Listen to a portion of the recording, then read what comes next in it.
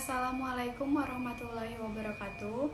Kami dari kelompok 1 yang beranggotakan saya Reka Kartika dengan ujung NPM 043. Yang kedua ada Sheila Irfana Febrianti dengan ujung NPM 072.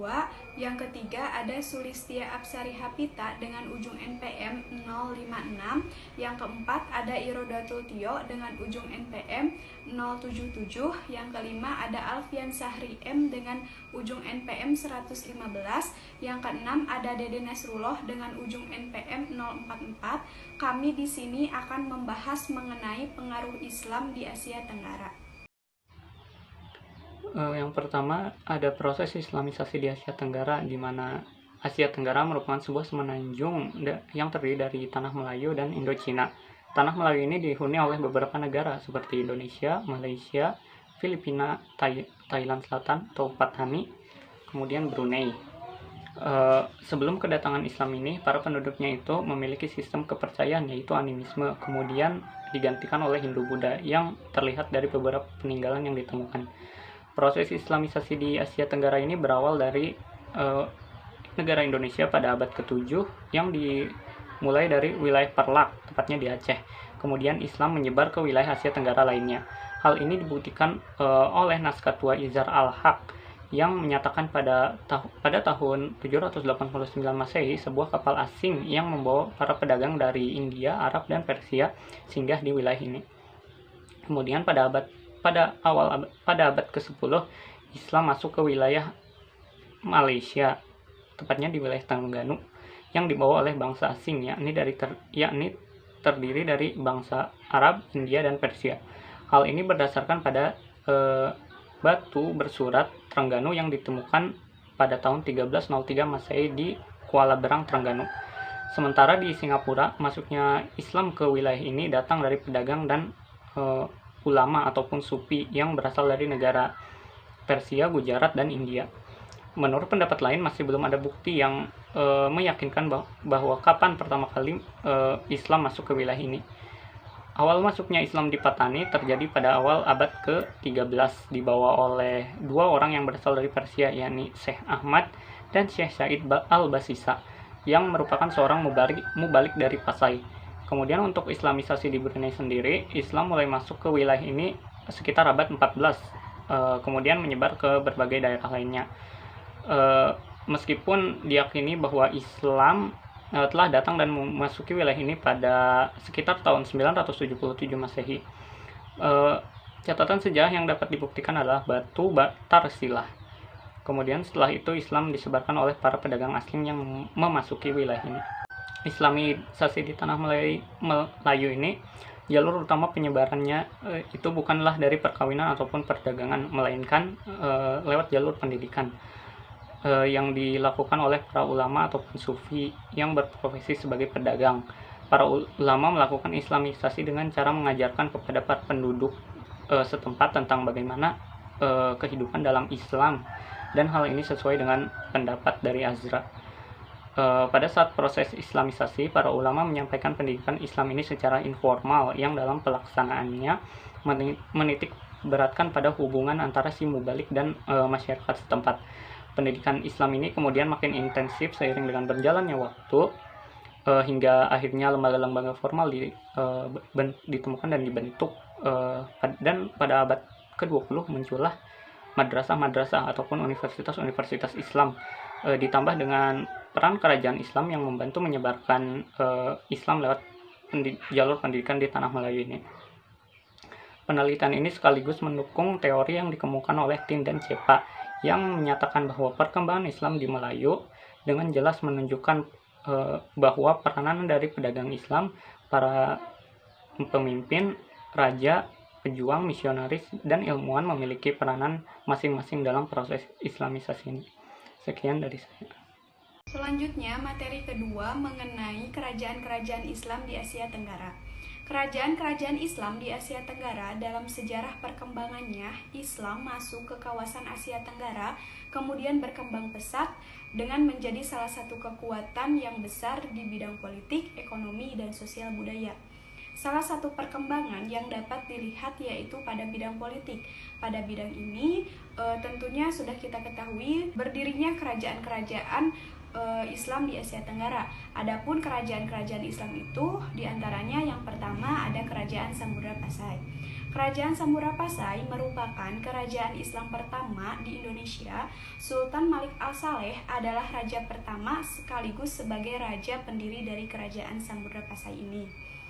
Letak Kerajaan Samudra Pasai terletak di pesisir timur Laut Aceh.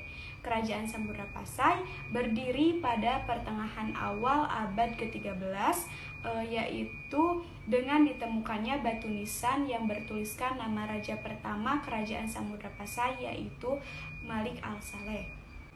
Sultan Malik Al-Saleh meninggal pada bulan Ramadan 696 Hijriah. Bukti adanya Kerajaan Samudra Pasai ini dilihat dari pendiri Kerajaan Samudra Pasai ini, yaitu Raja Malik Al-Saleh. Pada mata uang Kerajaan Samudra Pasai dapat diketahui nama-nama raja yang telah memerintah Kerajaan Samudra Pasai ini. Hal ini didasarkan pada hasil penelitian yang dilakukan oleh seorang ahli sejarawan, yaitu H.J.K. Kowan, yang meneliti lebih mengenai Kerajaan Samudra Pasai. Yang kedua, Kesultanan Malaka. Kesultanan Malaka berdiri pada awal abad ke-15 Masehi di Malaysia. Kerajaan ini sangat berpengaruh terhadap proses Islamisasi di tanah Melayu, mengingat kesultanan ini berkembang dengan sangat cepat. Bahkan kerajaan ini dapat mengambil alih dominasi pelayaran dan juga perdagangan dari Kerajaan Samudra Pasai kala itu. Pendirian Kesultanan Malaka ini disinyalir ada kaitannya dengan peristiwa Perang Saudara yang terjadi di Kerajaan Majapahit setelah Raja Hayam Wuruk meninggal dunia. Ketika Perang Saudara terjadi, Parameswara, putra raja dari Kerajaan Sriwijaya, turut terlibat karena ia menikah dengan seorang putri dari Kerajaan Majapahit. Parameswara kalah dalam Perang Saudara tersebut dan kemudian melarikan diri ke Temasik yang sekarang ini lebih dikenal dengan negara Singapura, serta pada saat itu dikuasai oleh Siam. Kemudian Raja Parameswara ini menobatkan dirinya sebagai penguasa yang baru. Persoalan ini diketahui oleh Kerajaan Siam dan memutuskan untuk menuntut balas dendam atas kematian dari Temanggi. Dan pada akhirnya pun Parameswara serta para pengikutnya mengundurkan diri dari kerajaan tersebut hingga pada akhirnya sampai ke Malaka. Lalu ia mendirikan kerajaan baru pada tahun 1402 Masehi. Kemudian setelah memeluk Islam, Raja Parameswara ini mengganti namanya menjadi Ghat Iskandar Shah dan memerintah kerajaan Malaka ini selama 20 tahun. Kesultanan Patani Thailand. Kesultanan Patani Thailand sendiri adalah merupakan kesultanan Islam yang berada di wilayah Thailand Selatan. Kesultanan Patani sendiri adalah merupakan kesultanan Islam yang sebagian besar mayoritas penduduknya adalah bersuku Melayu yang mendiami Thailand Selatan.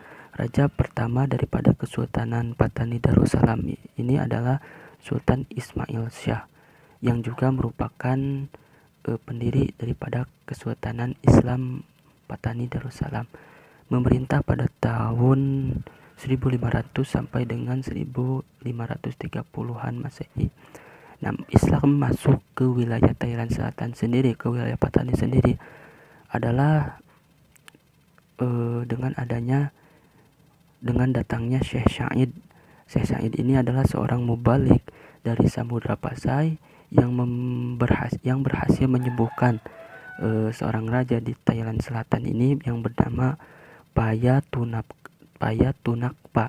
Nah, Payatunakpa ini sedang sakit. Kemudian diundanglah seorang mubalik dari Samudra Pasai, yaitu bernama Syekh Said, dan kemudian seorang raja tersebut sembuh daripada sakitnya tersebut. Nah, atas kesembuhannya tersebut kemudian Payatunakpa, seorang raja tersebut, kemudian masuk Islam dan mengganti namanya dengan Sultan Ismail Shah. Nah, Kesultanan Patani sendiri adalah merupakan memiliki masa keemasan atau masa kejayaannya sendiri, yaitu pada masa pemerintahan 4 ratu, yaitu Ratu Hijau, yang memerintah pada tahun 1548 sampai dengan 1616 Masehi. Nah, kemudian Ratu Biru memerintah dari tahun 1616 sampai dengan 1624 Masehi. Ratu Ungu yang memerintah pada tahun 1624 sampai dengan 1635 Masehi. Dan yang terakhir adalah Ratu Kuning memerintah dari tahun 1635 sampai dengan 1500 Masehi. Nah, pada masa itulah Kesultanan Patani Darussalam di Thailand Selatan memasuki masa puncaknya, memasuki masa keemasannya. Dan kemudian sepertinggal keempat ratu tersebut, yaitu lebih tepatnya pada sepertinggal Ratu Kuning tahun 1651, Patani mengalami kemerosotan yang cukup hebat, hingga pada akhirnya negeri Patani ditaklukkan oleh negeri Siam, yaitu pada tahun 1785 Masehi. Dan pada tahun 1909 Patani resmi menjadi bagian dari Siam, yang kemudian sekarang mengganti namanya menjadi Thailand hingga saat ini. Kemudian Kesultanan Brunei Darussalam. Nah, Kesultanan Brunei Darussalam sendiri adalah merupakan kesultanan yang terletak di Pulau Kalimantan bagian utara, kalau sekarang adalah negara Brunei Darussalam. Nah, Islam mulai masuk dan menyebar di Brunei Darussalam ini diperkirakan pada tahun 1000 atau pada tahun 977 Masehi, yaitu yang dibawa oleh saudagar dari Cina yang disinyalir menyebarkan agama Islam di Brunei Darussalam. Nah, ini yang letaknya di Pulau Kalimantan tersebut menyebabkan Kesultanan Brunei Darussalam ini menjadi salah satu daripada pionir dalam penyebaran dan dakwah agama Islam di wilayah ataupun kepada suku-suku Melayu pada abad 15 Masehi. Diperkirakan sudah berdiri Kesultanan Brunei Darussalam ini. Kemudian yang terakhir adalah merupakan Kesultanan Islam Sulu. Nah, Kesultanan Islam Sulu sendiri adalah merupakan Kesultanan Islam yang terletak di Filipina Selatan. Wilayahnya yang cukup strategis sebagai pusat pelayaran di negara-negara Asia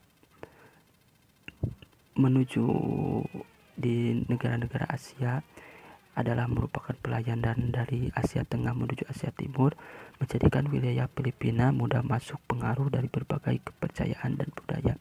Nah, salah satunya sendiri adalah merupakan Filipina Selatan ini terpengaruh daripada ajaran agama Islam. Nah, pada saat masuknya pengaruh Islam di Filipina, yang mana Islam dibawa oleh orang-orang daripada Afrika bagian utara, kemudian lebih dikenal dengan sebutan orang-orang Moro atau dari Maroko. Nah, kemudian mendirikan Kesultanan Sulu di wilayah Filipina Selatan. Sultan Syarif Qasim Al-Maktoum adalah dai yang menyebarkan agama Islam pertama kali di Filipina dan menikah dengan putri pangeran Buansa dan mengangkat dirinya sebagai Sultan Sulu. Nah, keterbatasan akan sumber dan relevansi yang mumpuni menjadikan pembahasan mengenai Kesultanan Sulu menjadi perdebatan antara para sejauh sekarang. Terima kasih. Wajah Islam di Asia Tenggara. Yang pertama, Islam di Indonesia. Islam adalah agama mayoritas yang dipeluk oleh masyarakat Indonesia. Sekitar 272,23 juta jiwa penduduk Indonesia beragama Islam, atau sekitar 86,88% adalah Muslim. Hal ini berdasarkan data dari Direktorat Jenderal Pencatatan Sipil Kementerian Dalam Negeri pada bulan Juni 2021. Maka dilihat dari segi jumlah penduduknya, Indonesia adalah negara mayoritas Muslim terbesar di dunia. Hal ini menjadikan Islam di Indonesia sangat berkembang, mulai dari segi pemerintahan, kesehatan, dan juga pendidikan. di Indonesia sangat berkembang. Hal ini bisa dibuktikan dengan banyaknya organisasi-organisasi masyarakat yang berbasis masyarakat Islam, partai politik bermasa Islam, fasilitas kesehatan yang didirikan oleh ormas Islam, dan juga institusi pendidikan berbasis Islam di Indonesia yang baik secara modern ataupun tradisional. Islam di Indonesia memiliki geliat yang naik turun dari masa ke masa, dan pada saat ini Islam di Indonesia cukup geliat di masyarakat Indonesia. Yang kedua, Islam di Malaysia. Berbeda dengan Indonesia, Islam di Malaysia adalah agama resmi negara, dan sama halnya dengan Indonesia, Malaysia juga adalah negara dengan penduduknya mayoritas beragama Islam. Lebih dari 50% penduduk Malaysia beragama Islam. Hal ini menjadikan wajah Islam di Malaysia hampir sama dengan di Indonesia. Di Malaysia banyak pusat-pusat pendidikan Islam dan juga hal-hal lain dalam kehidupan di Malaysia yang bercirikan Islam. Contohnya dengan munculnya dan banyaknya bank-bank syariah di Malaysia. Geliat Islam di Malaysia sama halnya dengan di Indonesia, naik turunnya dari masa ke masa, dan saat ini di Malaysia pun cukup geliat Islam mulai terlihat. Yang ketiga, Islam di Singapura. Islam di Singapura adalah agama minoritas dianut oleh penduduknya. Meskipun demikian, geliat Islam di Singapura juga cukup terasa dengan adanya tempat-tempat makan yang menyediakan makanan-makanan halal bagi pengunjung Muslim. Muslim di Singapura pada umumnya adalah mereka yang bersuku Melayu ataupun orang-orang Melayu yang ada di Singapura, dan sebagian lagi adalah orang-orang Arab. Maka di Singapura terdapat dua komunitas Muslim, yaitu Muslim yang berasal dari wilayah Indonesia dan Malaysia, dan juga komunitas Muslim yang berasal dari negara-negara Arab. Selanjutnya, Islam di Brunei Darussalam. Islam di negeri Sultan Hasanah Bolkiah ini merupakan agama mayoritas yang dianut oleh masyarakat Brunei Darussalam. Agama Islam adalah agama resmi negara Brunei Darussalam, dan sama halnya dengan Islam di Indonesia dan Malaysia, Islam di Brunei telah menunjukkan geliat yang begitu maju. Di Brunei banyak perguruan tinggi Islam yang menjadi incaran bagi mahasiswa di kawasan Asia Tenggara, dan memang geliat Islam di Brunei dari masa ke masa mengalami perkembangan. Islam di Brunei dianut oleh mayoritas warga Brunei yang beretnis Melayu. Selanjutnya, Islam di Filipina. Agama Islam adalah agama yang dianut oleh minoritas penduduk Filipina. Sama halnya dengan negara Thailand, masyarakat Muslim di Filipina banyak dijumpai di selatan negara Filipina, seperti di Sulu dan Mindanao. Keadaan Muslim di Filipina juga tidak jauh beda dengan negara Thailand. Perkembangan dan geliat Muslim di Filipina tidak seberkembang di Malaysia, Indonesia, dan Brunei. Muslim di negara ini juga sama halnya dengan Thailand, sering terjadinya konflik terhadap Muslim Moro di Filipina. Islam di Thailand. Islam di Thailand sama halnya di negara Singapura. Kelompok minoritas di negara tersebut. Hanya sekitar 15% penduduk Thailand beragama Islam. Masyarakat Thailand yang beragama Islam umumnya dijumpai di daerah selatan Thailand, dan mereka disebut sebagai Muslim Patani. Geliat Islam di Thailand tidak seperti di Malaysia dan di Indonesia. Di Thailand, Muslim cukup kesusahan dalam melaksanakan kegiatan keagamaannya. Hal tersebut disebabkan oleh masih kurangnya sarana dan prasarana dalam beribadah. Di samping itu juga, kehidupan Muslim di selatan Thailand sering diwarnai dengan konflik antara Muslim Patani dengan tentara Siam Thailand. Hal itulah yang menyebabkan geliat Muslim dan wajah Muslim Thailand tidak seberuntung Muslim Malaysia, Indonesia, ataupun Singapura.